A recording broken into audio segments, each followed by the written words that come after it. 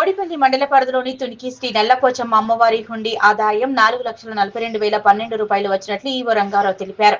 ఈ సందర్భంగా ఈవో రంగారావు మీడియాతో మాట్లాడుతూ ఆలయం వద్ద గురువారం కూచన్పల్లి కూచాద్రి వెంకటేశ్వర స్వామి దేవస్థానం కార్యనిర్వహణాధికారి వెంకటయోగి శ్రీనివాస్ ఈవో రంగారావు ఆధ్వర్యంలో ఆలయ పూజారులు శివప్ప, విఘ్నేష్ అమ్మవారికి ప్రత్యేక పూజలు చేసిన అనంతరం 75 రోజులకు సంబంధించి అధికారులు, పోలీసులు శ్రీ లలిత సేవా ట్రస్ట్ సిరిసిల్ల భక్తుల సమక్షంలో హుండీ ఆదాయాన్ని లెక్కించారు.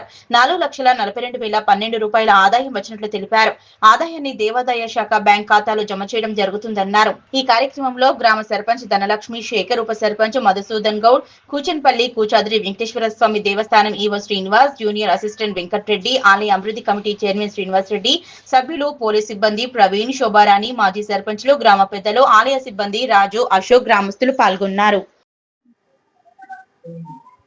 ఈరోజు శ్రీ నల్లపోచమ్మ దేవస్థానం గ్రామం తునికి మండలం కౌడపల్లి మెదక్ జిల్లా నందు శ్రీ నల్లపోచమ్మ దేవాలయం ఉండి ఇట్టి లెక్కించడం జరిగింది. ఇట్టి ఉండి వచ్చిన ఆదాయము 4,42,012 రూపాయల ఆదాయం వచ్చింది. ఇట్టి అమౌంట్ ను దేవాదాయ ధర్మాదాయ శాఖ దేవస్థానం అకౌంట్లకు జమ చేసి దేవాలయం అభివృద్ధికి కృషి చేస్తానని తెలుపుతున్నాను.